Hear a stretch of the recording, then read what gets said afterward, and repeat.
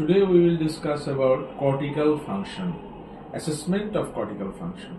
It is not frequently asked in examinations like professional examinations or postgraduate examinations. But in your clinical life, in order to localize some lesions and its locations, you need to examine the cortical function. Language, emotion, behavior, judgment, initiation of movement, and perception of sensory system, sensory perceptions. These are all functions of cortical layer, cortical. These are all functions of cerebral cortex. So each function is located to some specific sites. So after examination, we can locate where is the lesion in this setting. Now we will first discuss about frontal lobe. In frontal lobe there is precentral gyrus. That is the most posterior part of frontal lobe. And precentral gyrus is related to motor function, and in front of precentral gyrus there is Center for Social Behavior, Judgment, Emotion, and Frontal Eye Field and Micturition Center. So when there is lesion of frontal lobe, the patient may suffer from social disinhibition, emotional lability or loss of emotion, and loss of judgment, and micturition, uncontrolled micturition, that is inappropriate micturition, or urinary incontinence. And also there is unilateral gaze deviation of eyeball to the site of lesion.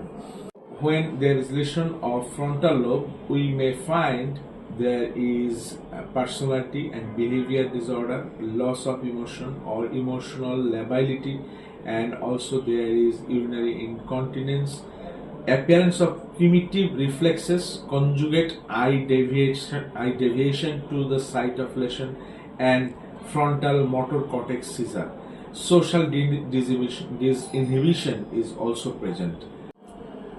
When we consider about temporal lobe, there is primary auditory cortex, and also there is a limbic system and the lower fibers of optic radiation. So when there is a lesion of temporal lobe, we may find there is primary sensory dysfunction and emotion, memory impairment, contralateral upper quadrant tanopia, and focal seizures and receptive dysphasia. Again, when we consider about parietal lobe, there comes the postcentral gyrus, that is related to sensory system. So there is a sensory impairment in lesion of parietal lobe and lower contralateral lower quadrant tanopia, and dyslexia, dyscalculia, and dysgraphia, and also there is apraxia present. And last of all, when we consider the occipital lobe, this is related to visual information integration and processing.